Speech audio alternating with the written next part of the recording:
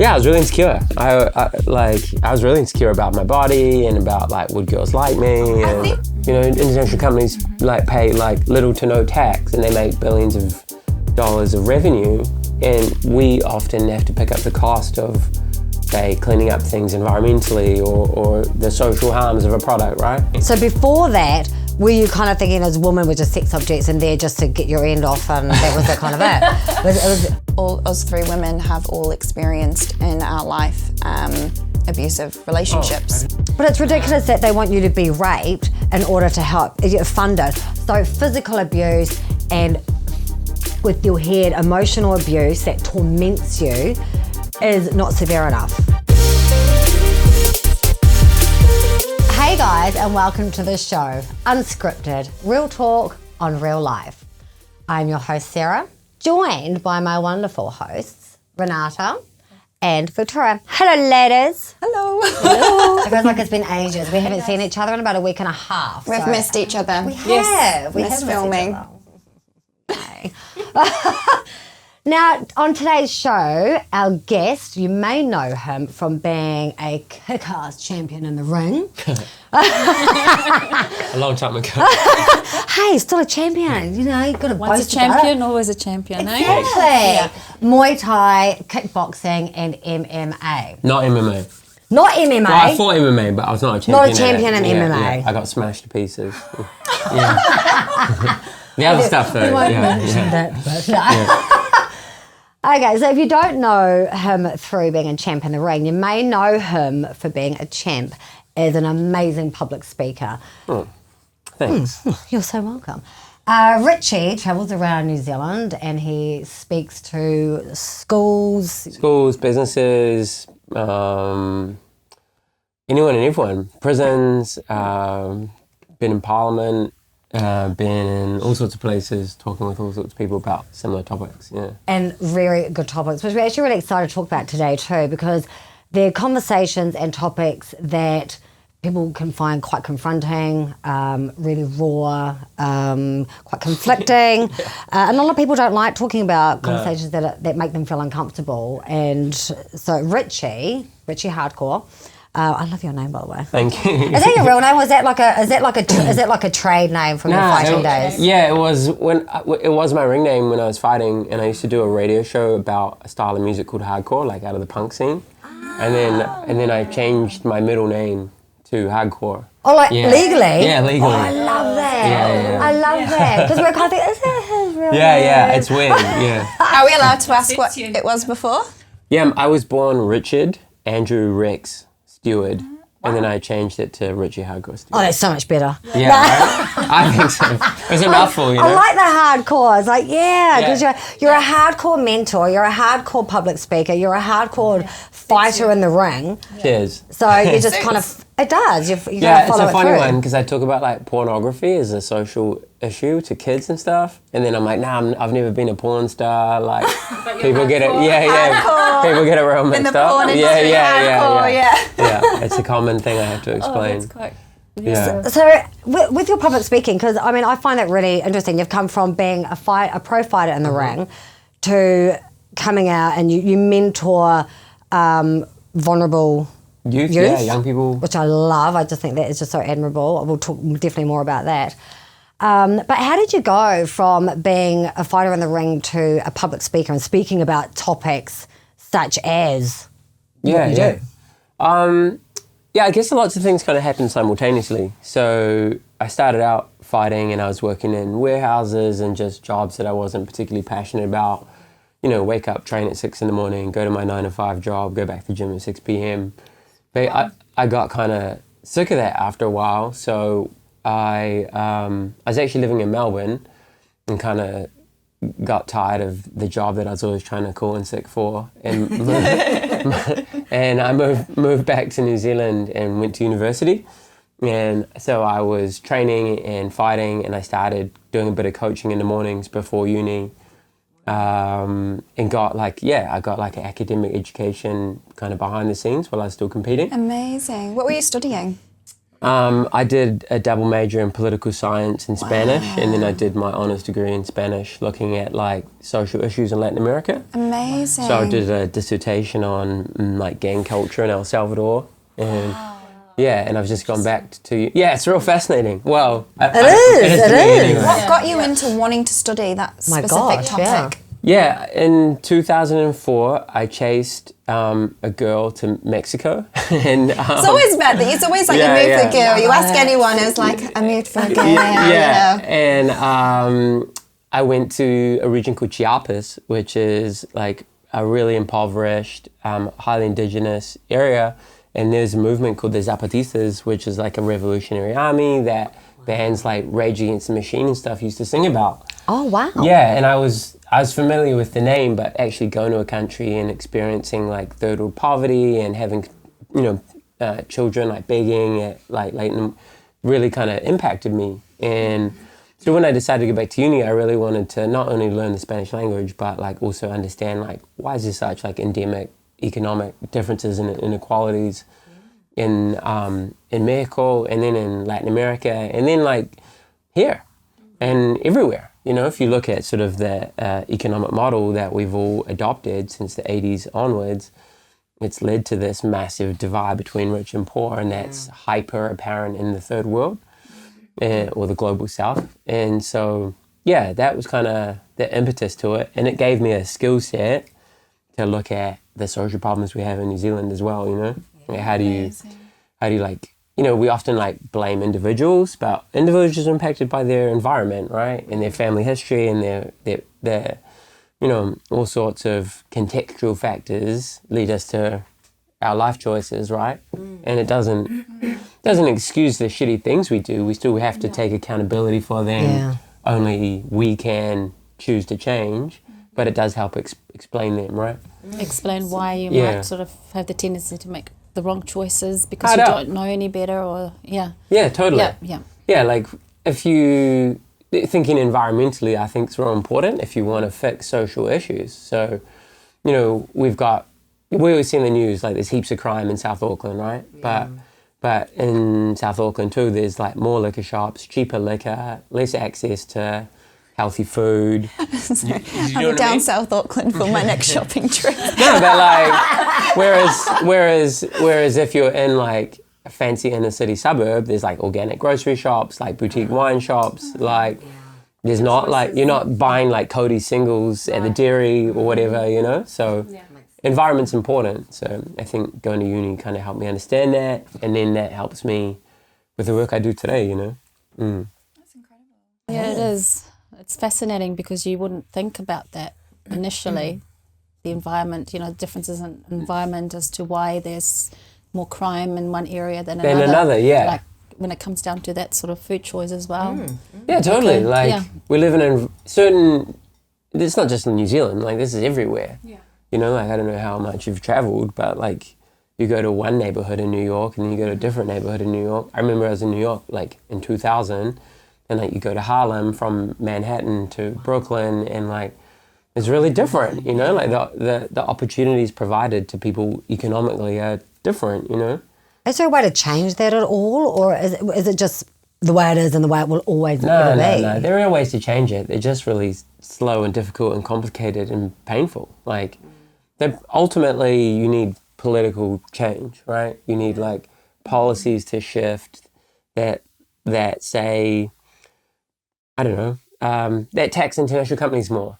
International companies like pay like little to no tax, and they make billions of dollars of revenue, and we often have to pick up the cost of, say, cleaning up things environmentally or the social harms of a product, right? Yeah. Like Coca-Cola is a contributing factor to obesity and diabetes and heart disease, and so they're making tons of money, and we're paying for our people to get bypass surgeries, right? Yeah. So how do you ensure like huge corporations all around the world like pay their fair share to embed into the social system? God, wow. And that's like a political decision, and it needs people to be engaged, to be informed and to vote and like to tell their politicians what they want, and that's actually really hard because most of us are like fuck, I've got to like get to work and I've got to like do more hours to pay for more things because the rent's going up and I can't afford a mortgage, and right, and like we're kind of. So it's easier to just not bother. Yeah, it's easier to not just not bother. They're just not on your radar, you know. Yeah, yeah. And do they actually listen? Just need a whole collective of people to really just get in there. Yeah. You need follow like through. popular movements to encourage politicians to make high-level changes. But that's a hard thing to do, But also right? in what you do, would you say, so you get into this sort of economic cycle and, you know, the environment that you were born into, brought up in a certain way, then you may stay there, you know, there becomes a cycle until it's broken, whether that's behaviours, the environment you live in, any of those things. And as you get older, if you've never sort of been taught any different or the emotional tools to learn how to be different or deal with your own traumas, would you say, because it's something that you do, education is such a big part of that change? Yeah, so that's like an individualized problem-solving tool, right? Like, say you grew up in an abusive household, you've got all sorts of emotional trauma and mental health issues, and maybe you're abusing substances. Like, you do need to go and get the help that you need, right? And in order to not pass on that family tradition or Break that the family cycle. transmission, break the cycle. Yeah. You know, we have those conversations a lot now. So individually you can do that, but you're still not necessarily going to be changing the broader environment in which you have always operated. Do you know what I mean? Yeah. You know, like if everyone in your hood is gang affiliated or doing bad stuff, or even not bad stuff, just stuff to get ahead economically to survive, like that makes it harder compared to if everyone in your neighborhood's dad runs a company and can offer you a job after school. Yeah, very much. Do you know what I mean? So if we want to make all people have easier access to, I guess, some degree of like social advancement, yeah, it's vital that we deal with our personal and interpersonal issues, and that takes a lot of time and energy. And again, that's a situational thing. Like, if your parents can afford to send you to therapy or are aware enough that you're in trouble, That's a big, it's a big like, topic we've been talking about. you're going to get that help. Whereas I spoke at a school up north recently, and they're like, oh, we don't call the kids' parents when they're naughty because they'll get hidings from their parents. Oh, Do you know that's what I mean? scary. That's That's quite a different experience. Yeah. So there is like this. So ultimately, you do need to change the environments, I think, so everyone gets a fairer go of it. Otherwise, you're always going to have these different social outcomes. So would like putting that into an education system might from an early age help, like more You mean information, you know, for like kids who've been through difficult experiences? or just for any educational system, like teach them more about that sort of stuff. Yeah, I think so. I think a lot of kids fall through the gaps, right? And then they might not end up in jail or the extreme end of things, but they might not fulfill their unique potential, right? And if schools had the ability, and schools are like often like really underfunded and overworked, but if they did have more resources to help those kids that were failing or falling through the gaps or getting into trouble, then that is going to make things better over time, right? Well, that's something quite special that you do, though, isn't it? You actually visit schools. Yeah. But this is the thing, like, I'm not in there working every day with troubled kids. In the gym, like, I teach kids every week who are in, like, alternative education or their parents might be incarcerated and stuff like that. So that is more hands-on, like, mentoring and giving them pathways to health and fitness and healthy coping. And in schools, I'm doing more of a job as an educator and sort of awareness raiser, and then the school will unpack, so like the talk I give, and then do a body of work around it. That's amazing, though. It's amazing that you're part of that. That's a program that you've got involved in. That's amazing. Yeah. I guess I kind of. Do you enjoy it? Oh yeah, I'm mad passionate about it. Like, I kind of developed my own. I took all that academic skill set and was like, oh, here are a couple of issues that I'm educated about, and I'm pretty good at talking on a good day. How do children respond to you? So the kids that you go and speak to, Yeah. because that's quite the big things that you go in and talk about, aren't they? But what are a kid's response to you? Well, I've been doing it for like 5 years, so broadly I'd say good. Otherwise I'd probably not be in business anymore. But kids are cool, man. Like kids will line up and have a conversation with you and be. Some of them are really affected. Like we're talking about difficult things like family harm or domestic violence, sexual violence and stuff, and porn and these things affect our kids, and we kind of we kind of forget about that. But you'll often leave a school and chuck the photo up of like me and 700 kids or whatever, and then kids will hit you up on the DMs like, "Yo, thanks, man, and came to my school." And that's really rewarding, particularly when it's the kids who were like the hard to reach kids. Like I spoke at a school on the shore once, and then like some young man ran up and was like, "Yo, what's up?" And they wanted to talk about, and the principal was like, "That is like the problem child in this school." And I'm like, "Oh, I'm glad I've got heaps of tattoos because maybe that made me relatable." You're relatable. You're cool. Yeah, you're the cool guy. You've done fighting, you've done this education, you're young. But perhaps because you converse with them in a way that is not like talking down to them, and you respect them, and they appreciate that instead of being talked at and you're going to do this and this and this. I don't know about you, but like you might have had mentors when you were young, right? Like, or one or two people that really changed your path. And I definitely did, because common knowledge, I had a kind of dysfunctional childhood, and my dad's an alcoholic, and all this sort of stuff.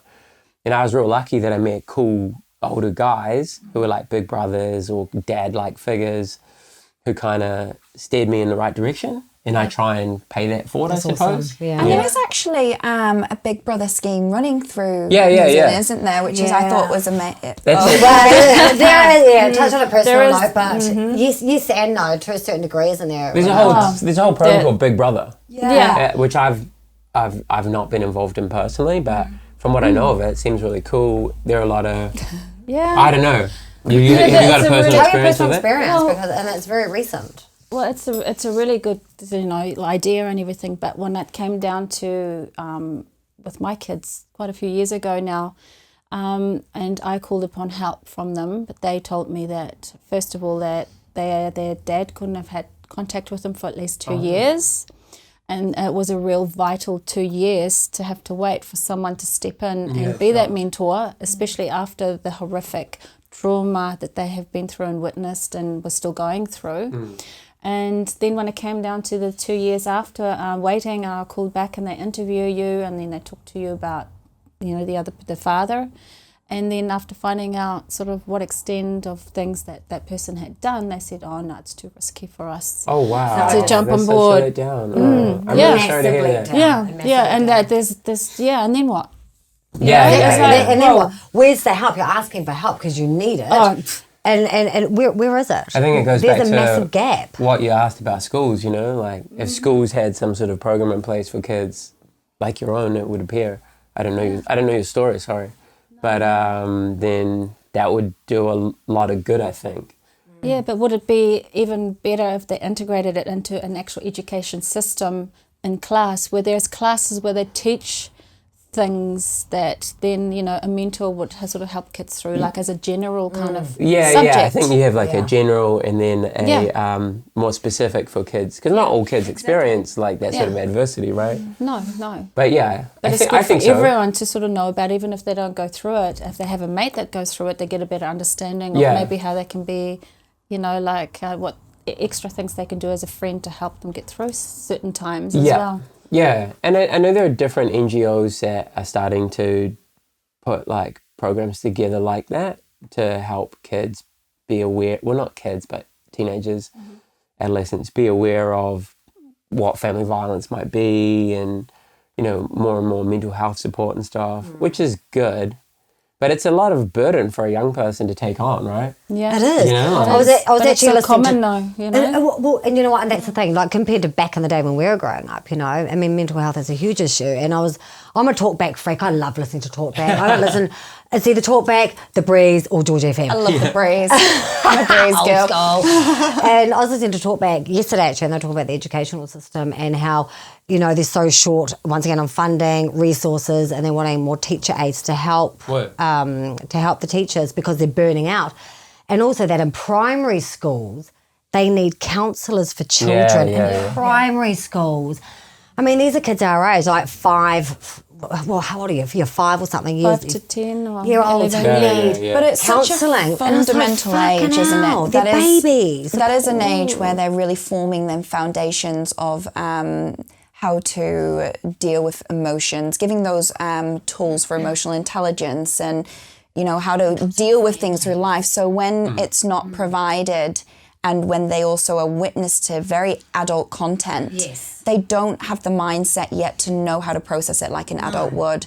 So, you know, it's such a shame that just there's getting that exposure. there, you know, children are there, Yeah. but not getting the attention and the respect that they need for people to understand that these are fucking human beings. They take in everything. I'm really passionate about this, and it really grinds my gears because I just feel that some people just have children and they don't really take the time and energy to put into them and to respect them as an individual. And they do, you know, look at the music video clips. Let's just go there for a little bit. I mean, Monty, we don't have music video clips or anything like that. We have 80s. We watched a bit of George Michael, a bit of Kylie Minogue, or something like that. You know what I mean? But I would never play anything this day and age. That's too adult. It should probably be sitting there going, what the hell? There's bum jiggling in the face. That's interesting. Like, I'm very protective. How old are your kids? Oh, my little monkey's only... Oh, she turns 5 next week. Yeah, right. Yeah. But, like, kids are doing TikTok dances to, like, Cardi B. They're twerking. Right? Yeah.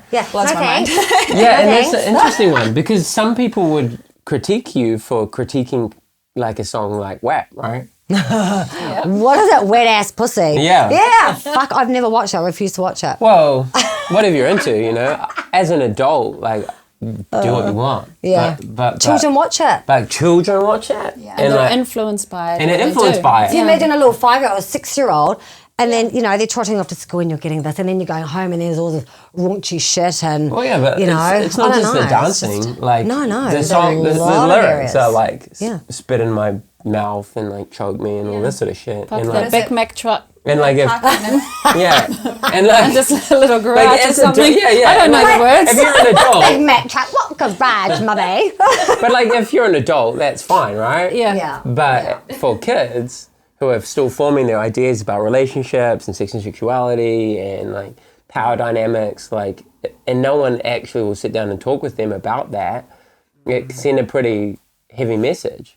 Because we know that, like, kids' main sort of form of sex education at the moment is, like, online porn. Well, that's the thing, it's everywhere, isn't it? Yeah, It's and it's not, like, I would argue, the healthiest diet for children to get their ideas about sex from. Although they're so surrounded, the environment is, you know, sex sells and sex is here and there. And, you know, we forget, because our adult minds maybe just brush it off and don't process it. And we're actually forgetting what our children are being exposed to. And it seems to be so open and everyone's so okay and comfortable with, you know, the sexual exposure. But come to having healthy conversations around sex and relationships, it's, that's taboo and that's scary. And Exactly. Talking about sex with your partner. Like, I want to talk about that. Well, fucking hell. Yeah. I'll often talk to parents and I'm like, yo, you've got kids, so, like, you know how to have sex. Like, and you talk to your children about it. Like, Why can't they just talk about, there's a whole lot of shame and stigma around I don't understand those sorts of conversations, which is not I healthy. was about to say, you do a lot with, well, you have done in the past about pornography addiction. You're very open about... Not so much addiction. I mean, you can touch on it, but, like, porn in general. I kind of cut you off, sorry. No, that's all right. I was like, was it something personal for you? Were you just an avid porn watcher? No, so, again, this has all, like, been in the paper, so I'm happy to talk about it. Yeah, I'm like lots of young people. I saw porn when I was young, but this is before the internet, right? You know, back in our day, it was like VHS, DVD, and then, you know, you go to all boys high school, and then you don't think about things critically, and then... you know, it just becomes like a normal sort of part of life. And then I started getting into, like, political ideas in my sort of late teens, early 20s, through the music I was listening to. And I started reflecting on, like, oh, yo, maybe that girl doesn't like getting fucked by, like, 5 dudes. Or maybe, like, something bad happened to her when she was a kid. Or it's a great that switch in your mind though that actually started thinking about this. Maybe she's an actress and she's pretending that she likes being called names and you know, like, and you never know. Like, there's not like a fair trade label for mainstream porn, right? Like you can buy your fair trade ice cream here. You know, it's organic and Just for Richie, by the way. Yeah, thank well, you. actually, we are all going to eat it. Yeah, We're all going to eat it. Thank you. But when you're consuming something like porn, most of the time you don't know about the production values behind that. These people get paid fairly, you know, what led them to make these life choices. Like, you don't actually know. And so I was reflecting that if I want to be part of trying to create a healthier environment for women and girls to live in, maybe I should stop consuming porn. Do you know what I mean? So before that, were you kind of thinking as women were just sex objects and there just to get your end off, and that was the kind of it? I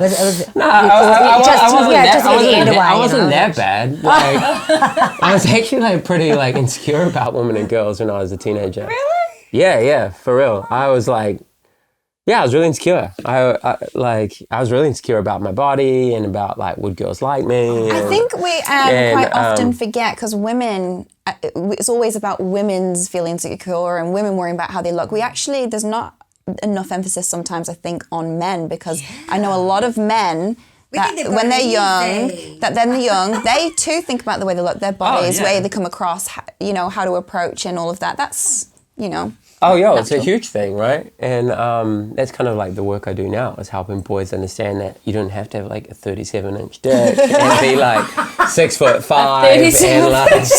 and like be 6'5" and muscular and like have a 6-figure salary and drive a fancy car to be like a real man, right? Yeah. But we do grow up with those sorts of, you know, every time you watch a hip-hop music video, I hate myself. I'm like, gold chain, fucking asses in your face. Yeah, like all these dudes with like perfect bodies and like more and more 38-inch dicks. Yeah, exactly.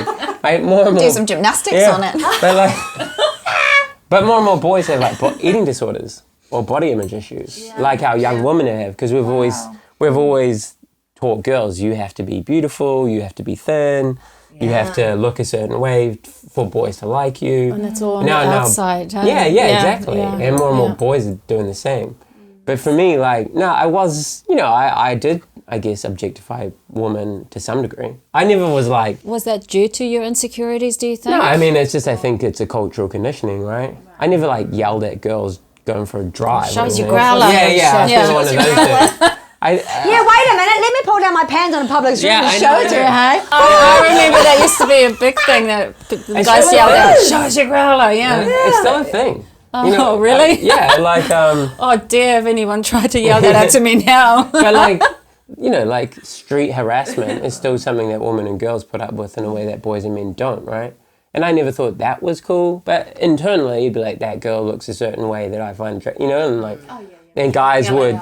because I thought that was fucking gross. But, you know, and, you know, your guy friends would say something kind of sexist and you'd kind of laugh along with it. Yeah. And as I got older, I was like, oh, that's gross. Like, I don't actually want to be part of that. And you have to do this process of kind of like unpacking and decolonizing my own sort of value system, right? Yeah. And it's ongoing work, like... But that just sort of happened for you naturally, or did something impacted you to sort of start thinking differently? I guess I was always empathetic to women and girls because like my mum grew up, like my dad was abusive towards my mum. And so, not terribly, it wasn't like Jake the Muss, but there was lots of like emotional abuse and sometimes physical violence, and that made me want to be different, I suppose. And it's amazing that it went that way for you, because it doesn't always go that way, does it? That choice to be different. Even my dad, who I love, and is a man who has problems and just didn't know how to deal with them, like lots of men, he would say, that's really fucked what I did. Like, he would tell me, you know, like he distinctly told me once, like, if you're like this, I will disown you. You know, when I was a teenage boy. That's amazing then. That was good for him to turn that round. He could acknowledge, like, his wrongdoing, but he didn't have the skills to stop it. To go differently. Eventually, eventually he did. You know, like once he got sober and like, awesome. things were better. Yeah. But he's like of the generation of men that just push everything down, right? Yeah. And that's what they're taught to do as well. Yeah, hard out. And we still do that with boys and men. Every time you're like, harden up, don't cry, like, and be fucking something to cry soft, for. Yeah. right? Yeah. It's that masculinity. It's that sort But of. that's not even I don't masculine. understand It's not that. even, Well, it's to a me, it's a just not at culture all. idea of what being a man is, right? Like being a Fake as shit. like we all have emotions, but we Yeah. treat boys and girls quite differently from a young age, right? Like if a little girl's crying, you'll pick her up and cuddle her. Yeah. If a little boy's crying, you might not. Yeah. Oh, hey, bud, it's fine. Yeah. So why It's is not- that? Why did that happen like that? Like, why can't we?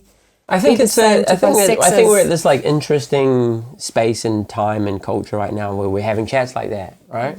And I'm doing my master's degree looking at masculinity and like how do you learn what it is, and like there are like traditions that we pass along from like, my stepson got invited to a kid's birthday party, right? And they said, wear army clothes, we're having a Nerf war. So if we think about that critically, we're teaching boys that pretending to shoot one another is a fun thing to do. Kind of like divorcing the idea that war is a really fucked up human phenomenon and killing people and blowing their faces off is not something that we should turn into a fun, right? We give boys like fast cars and then we wonder why 70% of fatal road accidents in New Zealand are young men. Right, like here's your Hot Wheels, here's your So they Fast and your Furious. live it out in real Well, life. we just play out what's shown to us, Kind right? of built in there over a period of time, isn't it? You be a young man and go to like a regular sort of boys' school or you hang with the bros who play rugby and stuff. Try to tell them that you're not into, you don't go to, I don't know, you're not into porn and drinking and guy shit. People will hassle They'll you. call you a pussy or something. Yeah, You're how fucking, to- what the fuck is wrong with you? Yeah, Pussy, girl's blouse, you know? that's it. Yeah. That's it. And who wants to be the odd one out? Yeah. So No you like over time you're Can't like, beat fuck, them, I'm you gonna join them. Yeah, that's Yeah. right. That's exactly Is it. it all sort of conditioning though and social? Because I completely agree with that 100%. However, I did read a little bit of a study talking about it being almost instinctual for like your human makeup. So there was a study done a bit ago which was talking about not why women are drawn to like controlling men or abusive men, but it was why women are drawn to dominant men. And often those attributes associate with dominant males. And it actually showed in a genetic way that a study showed that women tend to be more attracted to dominant men because they are going to protect them, and they are potentially, because with that dominance comes that sort of ambition and drive, they're going to maybe do better in life and be more successful.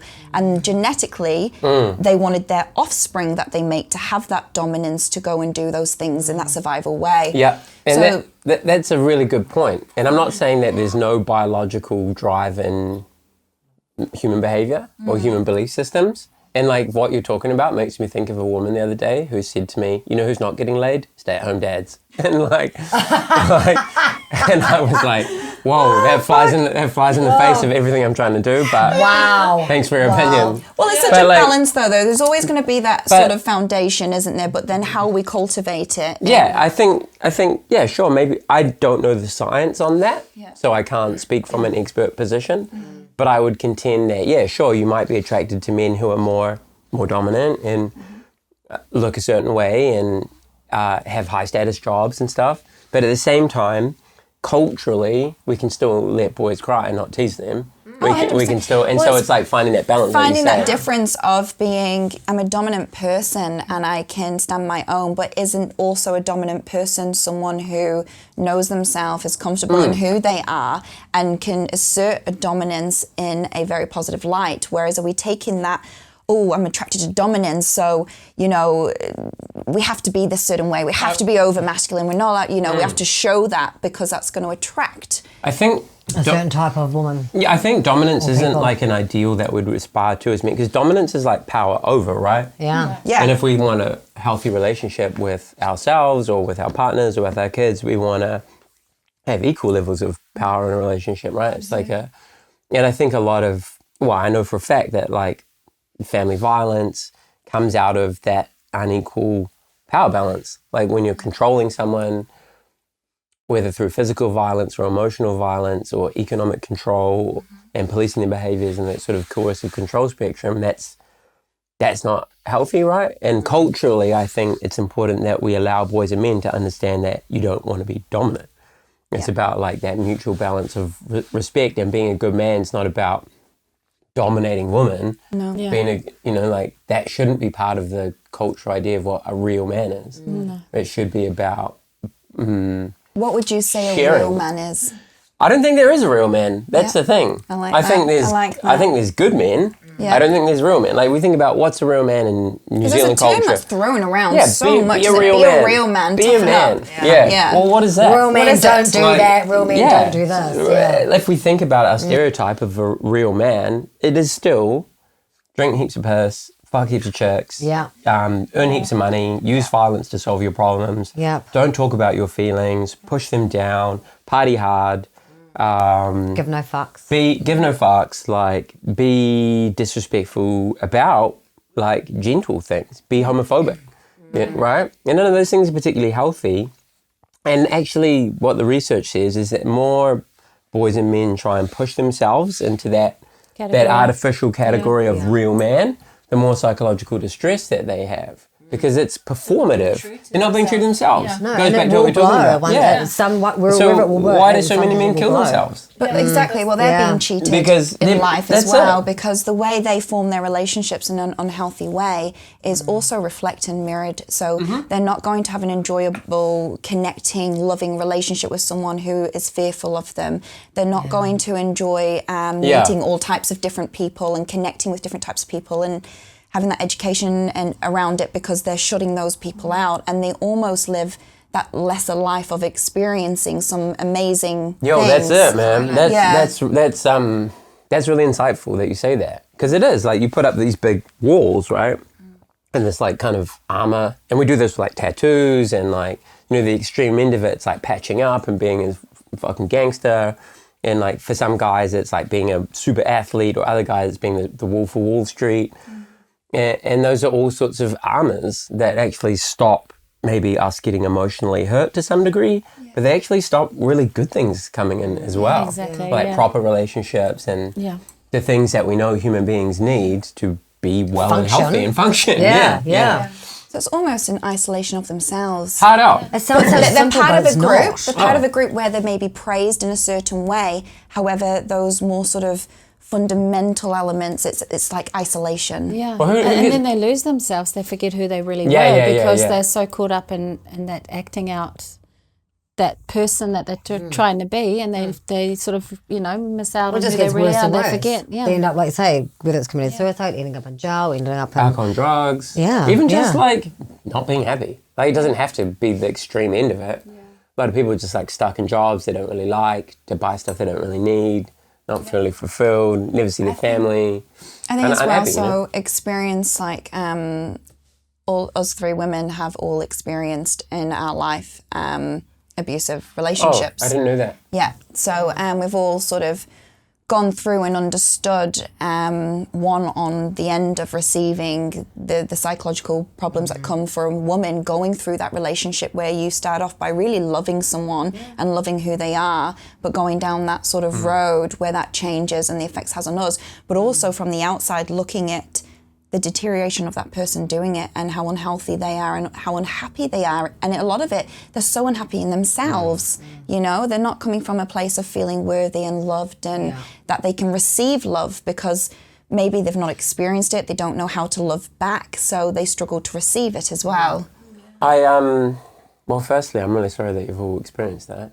Like, Thank you, that was really sweet of you. It was kind. well, no, like that's heavy, like because of the work I do and the stuff I talk about in person and on social media. A lot of women have told me about what they've been through in some detail, and people I love, like people I care about. And I'm really sorry to know that. But also, I just really want to acknowledge that you seem really compassionate towards your abuser, and like that's pretty amazing. No, like that's what you just said. Like it's probably understanding rather than we compassion. It's an understand. understanding. you didn't other that person. You saw what was hurting in them. And Well, that's the thing, and I think if you I think that's pretty amazing is what I want to if say. you haven't been through it and you can look at someone going through that, you care for them and you think, gosh, that is so unacceptable. And it is completely unacceptable. but you put this other person, so let's say the abuser, in this box of this abusive person, horrible monster, whatever you want to put it. And I very much disagree with that box, having experienced it myself. So, you know, people may disagree with that or whatever, but I do disagree with this box that we put people in, because my experience of people that end up doing that, showing those type of behaviors, have been through maybe traumas in their own life. They've not been taught the tools that have been needed to grow healthy relationships. And quite often these people are so tormented by their own behaviors. Yeah. You know, they hate that they do this, but they don't know any other way. Yeah. And it kills me, because there's parts of those people That that are you're beautiful. so in love with. And they're beautiful people, but then there's other behaviors that cause them to lash out. And of course, then you become the other end, because you're the nearest to them to have that control and do those things. Yeah, that's really huge of you to have that reflection, and that's really gracious. But you are right. Like, when I got into the work I do now, which is nearly 10 years ago, I did come to it like those are bad people. But now that I've spoken in prisons and like speak on job sites, and like men will come up and talk to me afterwards, they often grew up with their dads being violent and abusive to their mothers or to them or to both. That's the part that I do. Sorry, I'm still in the box of monstrous. If you do, when it involves children, I have no... I don't have very... I don't have compassion for those motherfuckers. I was having a conversation about this yesterday with an academic, but to finish the story, like, they'll come up and be like, hey man, like, I've never hit my partner, but I punch holes in the wall. I know she's scared of me. I control her through like the look, you know. How do I get help?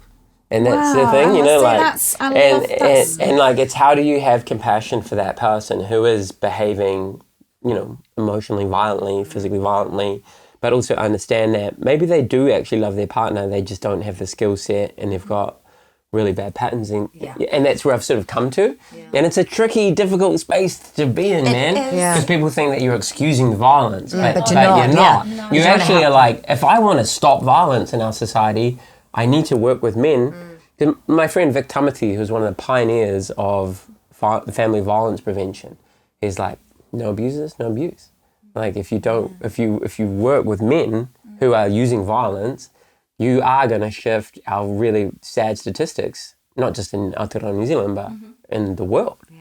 You know, and yet there's limited talk about that. There's not a lot of services out there for men to heal and do the work and learn interpersonal skills. And often not until something has happened, and they're forced into it as well. So there's not by that the court preventative. or by But there's New Zealand. It's shown that 1 in 3 women have been in an abusive or sexually abusive or economically, abusive relationship. 1 in 7 men. But only 87% of women actually report it. It's the fear. It's the fear of reporting.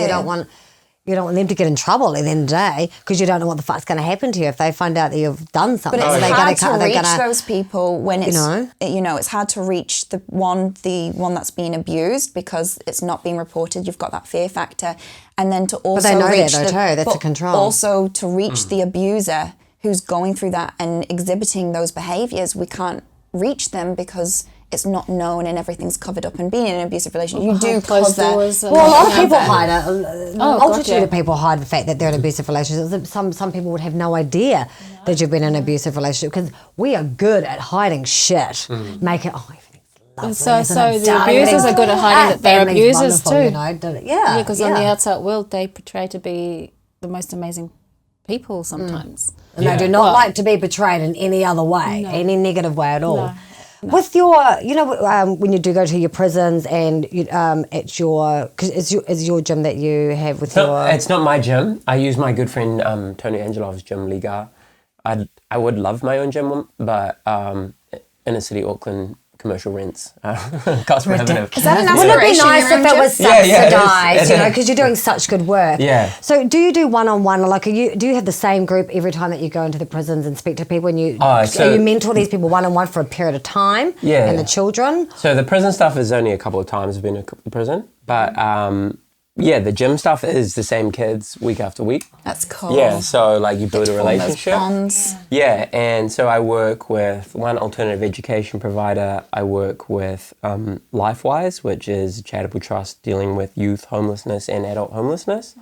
So we have youth who have been experiencing homelessness and are now in like temporary housing or whatever one day, and we have adults who've been transitioned into accommodation as well another day. I work with the Grace Foundation. I don't know if you know them, but they're I've not actually heard of them. the Grace Foundation are amazing. Like they're a really amazing charity, and I work with a group of women who have come out of prison and are also in like rehabilitation for substance use. And you build rapport with all of them, and it's cool, man. How is that for you, meeting all like people that have gone through so many different things, different paths, like, because everyone's got their own story.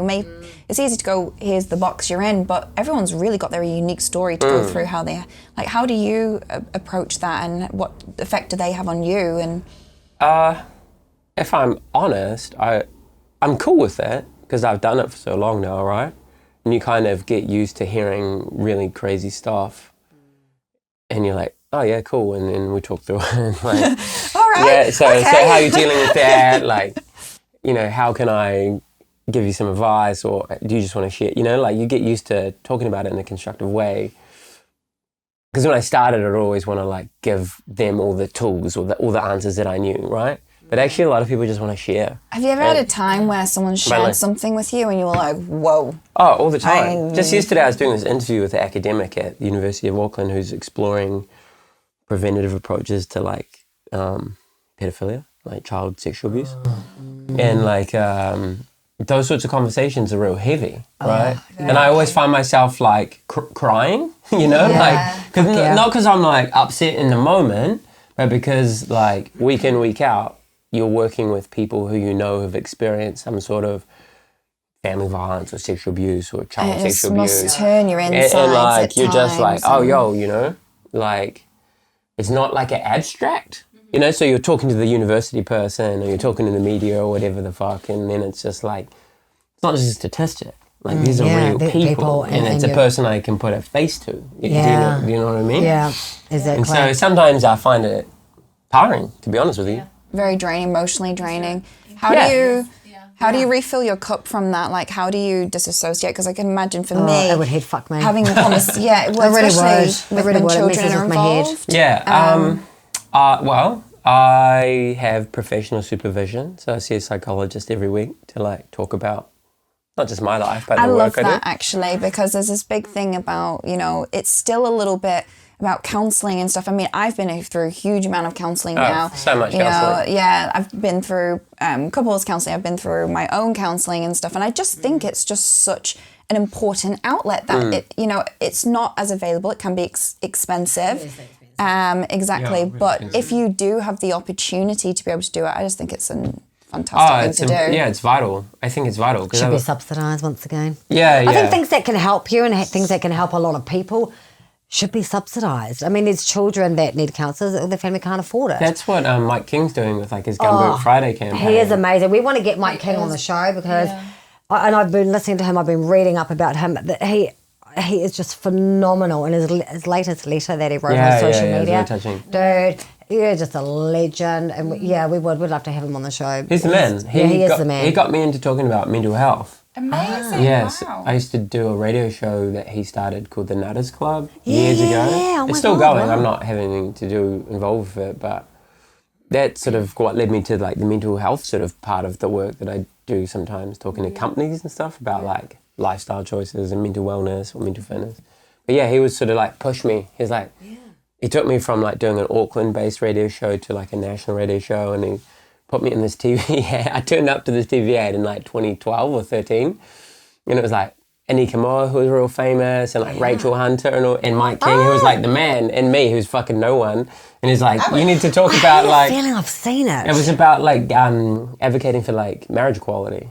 And he sort of really pushed me into like more of a more higher profile for half a second, Yeah. He really uses he leverages his profile for good, and he'll bring other people. Now he's got like younger guys like Shane Young, the MMA fighter and stuff, to talk about mental health. And we can see such a movement happening at the moment because, you know, there was that time yeah. that social media so was should. just so detrimental, especially to the young, and it still is. It still I would is. say it's fucking worse. It still is. Yeah.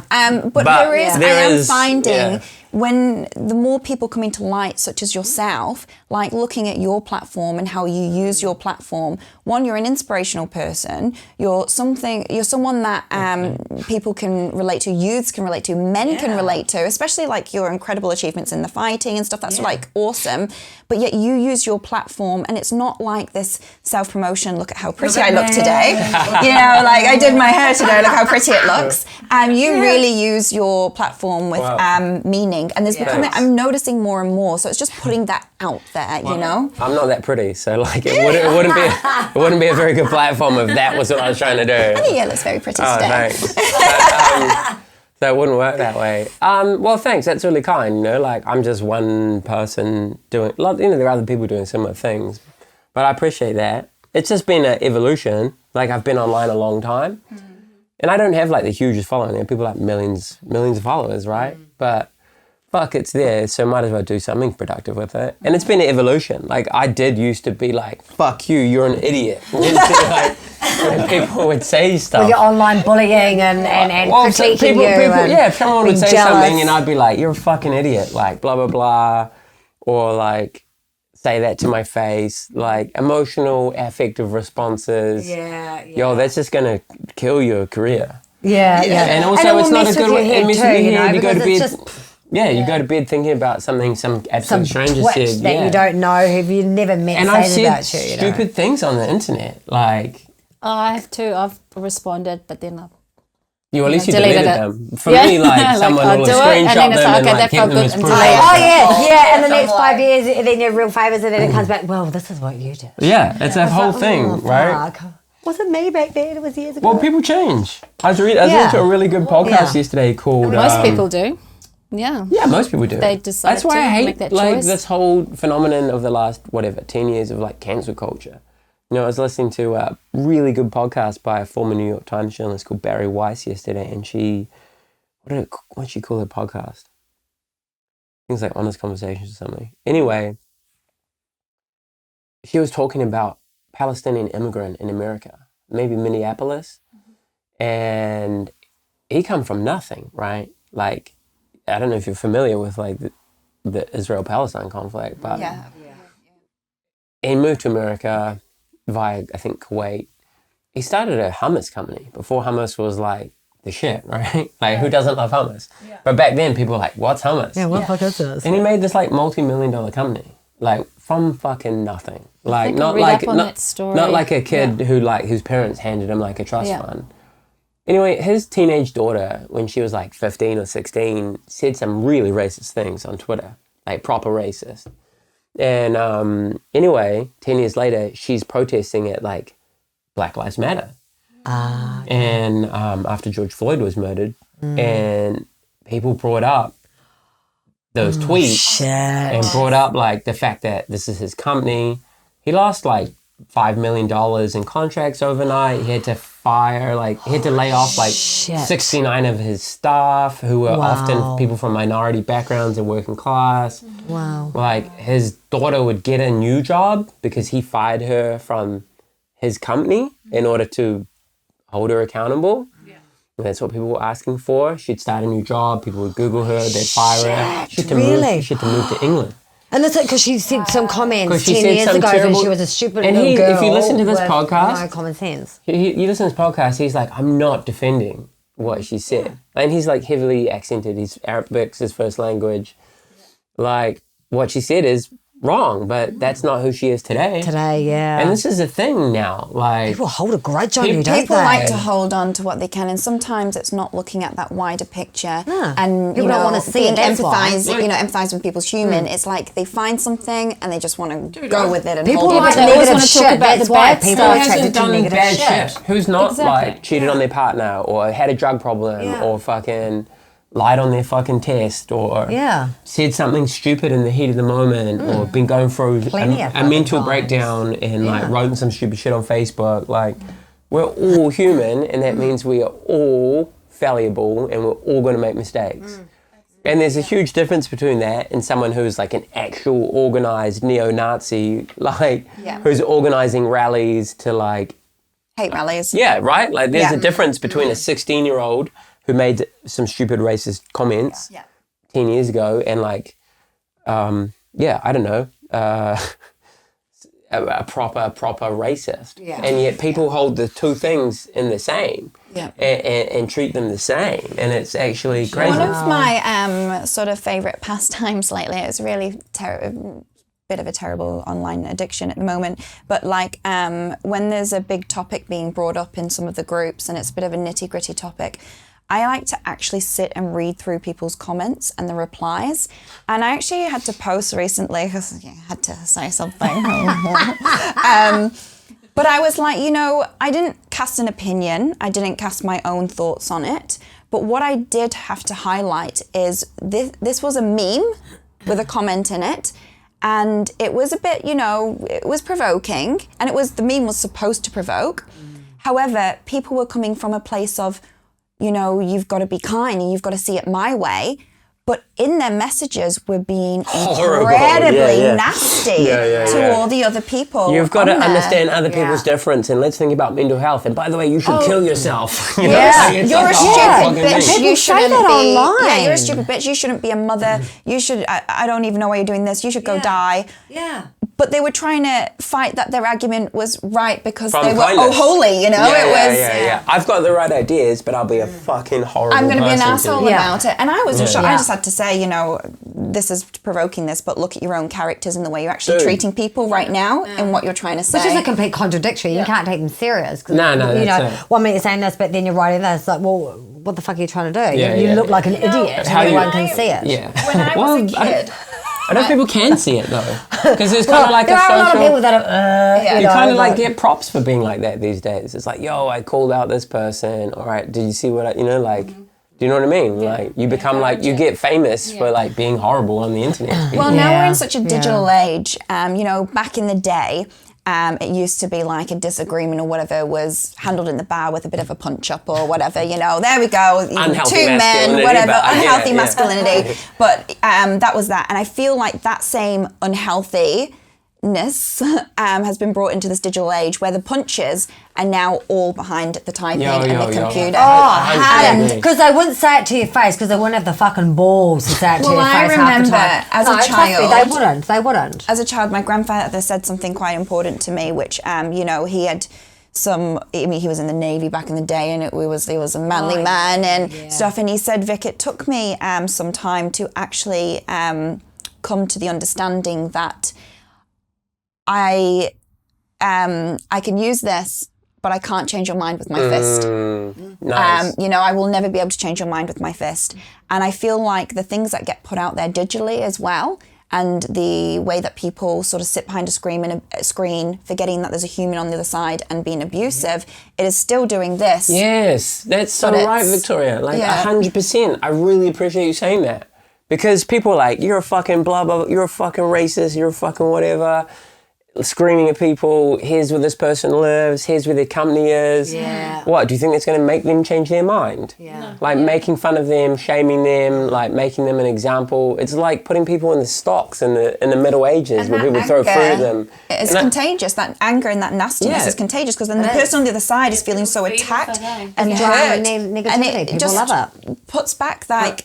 that, those horrible, that negativity. So it spreads like this disease. Yeah. Whereas if you can be like, okay, I disagree with your point of view.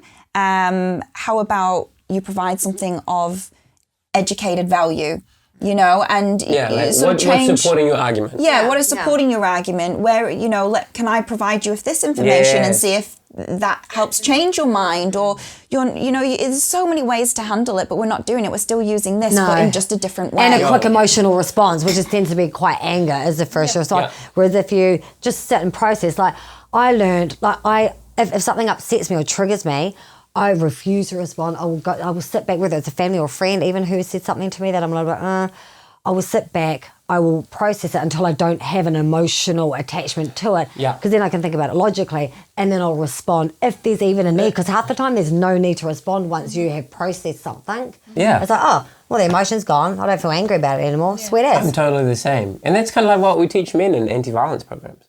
Oh, you're triggered and your initial response is violence. How do you take yourself away from that situation, process it, sit on it? It's like a...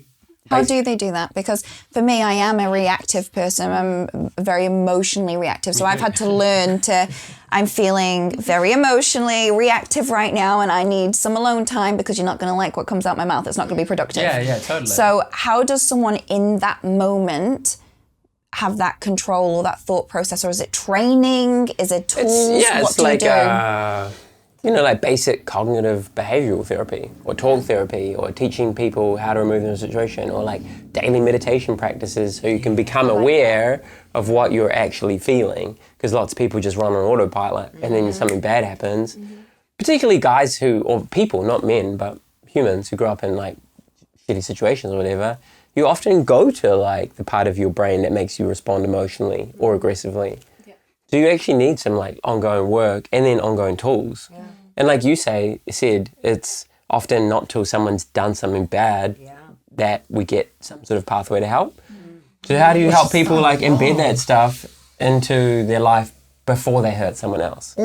But it's the same with the... Massive gap. There is a gap between, what did you say, about 14 and 16? 14 to 18, I think. Oh, 14 to 18. Or 17. Huge. They've got to do something criminal before they will get any help. Yeah, that's it. And by then it's too late. I've got a with my record. sons, like I've been in a few situations where, they just needed tools because that reaction is from what they witnessed growing up. And I've asked for help, but there's nothing available unless it's sort of specifically like, counselling, but they don't want counselling. They just want to sort of learn about, things, what to do, but then I get told they have to break the law to be able to be She actually got told that. She actually got told like that there's her son nothing said to there, break but the if law. they break the law, we can refer them to How some old are really your good boys? they're 15 and 17. And I've been battling like for years. Send me a message and like I'll try and find you something. Awesome. Thank you. Can I also say, because with you as well and what you do, you're doing some incredible things. I'm seeing more and more stuff popping up. Yeah, there's more and more about guys. people trying to create things and trying to, inject that help into our it's community. cool. So I would also like to say, if we don't know these links or you know of programs, please educate us as well so that we can put it out there and shed light on it because it's so important. If you've got success stories or you're struggling with finding help, it's really good to know about as a community. There are good dudes out there. There's this dude Zane who's got the Instagram account for all the brothers, and they organize like they talk about like they do like actual meetups. Because online is something, but like getting offline is more important. But they're all for the grown men. Yeah, it's how do you get boys? That's a good point. Finding a struggle. There's got to be something for boys, so it doesn't feel like they're actually. So they don't themselves think they're troubled, so they have to go and do this program. Yeah. It's something where they can. That's why I was thinking, should they integrate it into the schooling system and teach them about all those things, about triggers and emotions and reactions? I would agree with you that they should. Yeah. There should be, life. Why is life skills not taught in life schools? skills, exactly. I mean, there's so many things in schools that we really don't need. Yeah, we could be here all day writing this down. Let's start our own school. We're going to Parliament. But seriously, life skills, just the normal stuff of being able to look after yourself, cook for yourself, how to respond. If something does trigger you, I mean, how to respond to that. Why are these just normal skills not put in? How to ask level? someone out or how to break up with someone healthily. Or, Yes. Things that happen to everybody in everyday, life and how to deal with it then. That's what, It's so basic, but yet it's such a fucking mission to get anything done or changed or heard. And I've had somebody say to me, it's up to the parents to teach that, but what if the parents don't have the tools and they've never been taught? You know what? And that's a big thing. And that has been a thing that I was listening to talk back yesterday as well, is that there are a lot of these, unfortunately, the wee children that need counsellors, a lot more mental health support, as in like little five and up year olds and probably younger. But it's because a lot of the parents don't have the skills either. Set, But there's since last year, the ask for parents who've been asking for more mental health support has doubled within the last 6 months, and it was the whole year of COVID year last year. And that's actually quite scary. That's a lot of people and a lot of children are witness to a lot of unhealthy situations, and it's just going to get worse unless something changes. Yeah. Following the relationship that I was in, which was quite abusive, and it was emotional abuse and some severe physical abuse in that too. Everyone was big on pushing me to go in counselling. In the beginning, I struggled with that because I wasn't ready. It was just not a place I wanted to visit. But when I was ready and I looked into it, I was advised by multiple people and counsellors and programs that unless I am to specify there was rape involved in my trauma, that I was not funded under physical ACC, abuse. yeah. And I actually found emotional abuse worse than anything. And unless there was rape, I would not seek any help. So I had to personally fund my own. Really? And that was very... $150 an hour. It was very expensive doing so. So, it's... You couldn't go to your GP and get any sort of subsidised counselling? Every channel I went down, and I've also worked closely with Shine. Oh, yeah. And I've actually recently had conversations with people that are now going to look further into it, because I said I've asked all these people, but they came to dead ends. And then they didn't. Everyone's so busy in their departments as well. It was hard to really follow up with everyone, and I wasn't really getting followed up with.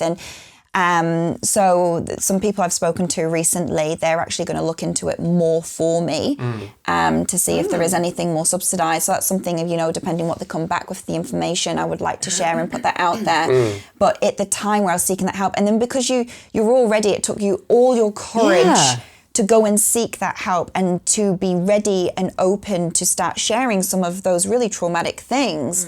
It took a lot to do that. And then when you start getting shut down, you just go, okay, I can't do it. And you pull back from it. Whereas if it was a more smoother sailing, it would have just been easier to get that help. But it's ridiculous that they want you to be raped in order to help, funded. So physical abuse and fuck with your head, emotional abuse that torments you is not severe enough. I mean, who are they to say?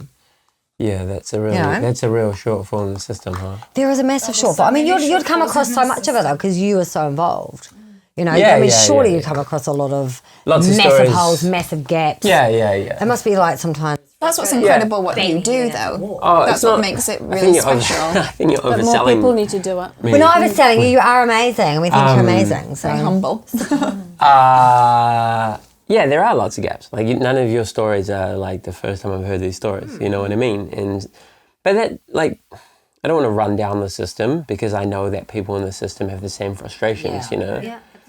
But it goes back to the start of this conversation. Like, how do you fill those gaps? Those are ultimately political decisions. Every time that there's a funding cut for an agency, or every time we decide to put money here and not there, those are political decisions. So you need to, I guess this is kind of the work myself and others do, is educate people to be aware of what is coercive control and violence, sexual violence and all that sort of stuff, to try and stop instances of those things occurring, but also to like highlight the prevalence and how big a problem it is, so that they might one day vote for a party that's looking at increasing funding in healthcare or subsidising counselling for victims of domestic abuse. You know what I mean? But those are like structural things, and it's a slow haul, but I think slowly we're kind of getting there. there's a big cry at the moment. There's a big public cry all over social media. I'm just quite grateful that it is actually on the news now. Yeah, which I'm like, yay, some airtime, Yeah, that is good. So that is a good thing. outside of all this really intense talk stuff for hours on outside of all that intense stuff that you really do on a daily and putting yourself out there and helping people, what about you? What about you? What do you do? What's the fun stuff that you do that you I just work, really. Like, I like my work. We just do all that nitty-gritty. Yeah, I teach Muay Thai and kickboxing. So after this, I got to go train my boy who's fighting on the King in the Ring next week. Oh, yeah. Good luck. Thanks. Yes. He's working really hard. The 8-man. He's not an 8-man, he's on the undercard. Yeah, Oh, so. I love King of the Ring. Yeah, me too. Yeah, so I'm in the gym every afternoon, evening, working with people who want to get fit and learn Thai boxing or training fighters. And I spend time with my partner and my stepson. And That'll keep you busy. I feel bad that I work so much sometimes because I'd like to spend more time with them. So I'm just working on trying to put boundaries up and limits up, you know what I mean? Yeah. It's like people would message you at all hours and they want to talk to you on Instagram or Facebook or whatever, and you're like, yo, it's Got like family time. Yeah, it's 9 p.m, man. Yeah. Like, maybe I'll try to call you tomorrow or whatever. But What is your Do you find that hard? yeah, I do feel hard. People? I do find it hard. Like, I actually have to call a guy that messaged me last night. I'm thinking about it now. Sorry, mate. Yeah, I will call you. What is your family time then? What does that look like? Do you... I'm working on it. Like, I'm working on what does it look like. My partner likes to go away, and I kind of really like routine. So I'm working on like trying to get out of town a little bit more with them, and just being home to like have breakfast with them and just basic like family stuff. Yeah. Cool. Yeah, I guess if I'm honest, like it's atypical for me because I didn't really grow up in that sort of environment. So it's like learning that. Yeah, for you. whereas like my partner did, like they always had family dinners and family environment sort of stuff. And I'm like used to kind of being lone wolfish, I guess. I don't know. Yeah, and it makes me reflect on like previous long-term relationships where I was probably pretty emotionally absent. And now I'm trying to reflect on that and learn from it and be do like a things better differently. partner, you know. Yeah. And that's all that matters, is actually trying to do things to Yeah. before. Yeah, I had a long-term relationship in my 20s and stuff, and was unself-aware at the time, you know, and was emotionally hurtful at times. And I've done my best to apologize, you know, years later, and apply those learnings in my new relationship and also in my work. You know what I mean? Yeah. Your partner must be very proud of you. Because It's not hot in here, isn't it? It's all right. No, like, I just feel embarrassed. I don't know. I'm proud of her.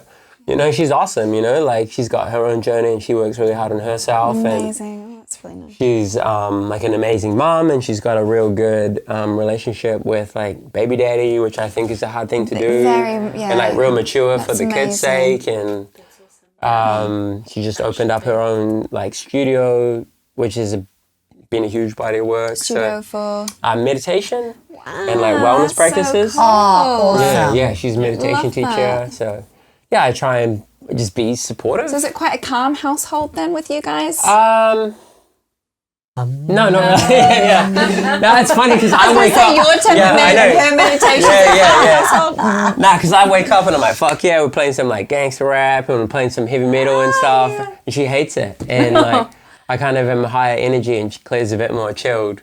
Yeah. Oh, Robert does that first thing in the morning. I'm like, no, coffee before you play any of that. I think I like to think it's a fun household, you know, like Claire has a 7-year-old who lives with us, and when he's not with, you know, they co-parent. Yeah. But he's like just mad fun, you know. Yeah. Well, it's obviously working out for you guys because you've been together for a while now. Yeah, a few years now, and it's a real, you know, he had to write a pipiha at school, and he put me in his pipiha, and I was like fucking stoked. He was like, so my special people are my dad, my stepdad, mom, grandma. It was like, yo, it's a proud. I like Claire came in and was like, yo, check this out. Well, she doesn't speak like I do, but she's check this out. And I was like, this is the best thing that ever happened to me, you know. It's like felt real cool. Big heartwarmies, big heartwarmies. Yeah. But it felt cool, like, because I didn't so grow up like cute. that, right? Yeah. And so it made me feel real happy to, I guess, be doing something right. But there's always more to do, you know? Like, I do want to spend more time with with Claire and But you've my broken boy. the cycle though, you know, from your past. So can that's Claire massive. expect some romantic dinners and getaways and Yeah, we're going away next week after King of the Ring. write your you know? list, Claire. Yeah, we'll go away. Yeah. No, I owe her a trip. Yeah. Oh, very cool. Yeah. I literally would love to talk to you for hours. I mean, Yeah, you've got so much information. We feel sad we have to let you go. You're so knowledgeable. I love hearing you speak. I can see why you are a public speaker and get invited to go and speak at so many awesome things. I just really want to say thank you for taking your time out, You're welcome. sharing your stories and just your knowledge with us and everybody out there, and also for anybody out there who would like any contact details or any information regarding any helplines. Yeah. Perhaps we'll just sit and post. That's- We'll just post some links under the That's a good idea. podcast. Yeah, And it's if a really anyone good idea. else can, like I said earlier, Yeah. suggest any sort of links or connections to things that will be of help to people, let us know, and we'll post it out there. So yeah. I'll Or email other- you some. So, or anybody that's actually come out the other end of it and wants Would to like to be a come on. mentor maybe to people that might need you. Let us know as well, and we can sort of send you into the right direction as well, Tunk. Yeah, absolutely. But just a massive thank you. My pleasure. Thank you. Thanks for inviting me. You're I so appreciate fucking it. awesome. Love your Appreciate it. energy. I've loved today. We could go and talk. We literally can talk for hours. No, we have to let you go. We don't want to. We'll do it again. We will, please. Yeah, cool. Goodbye, everybody. Thank you so much. Peace out. Be kind. Yo, I have a tattoo that says that. Oh, cool. Be kind. Be kind. Yeah, there it is. Be kind. Fun facts. There we go. Be kind. There you go.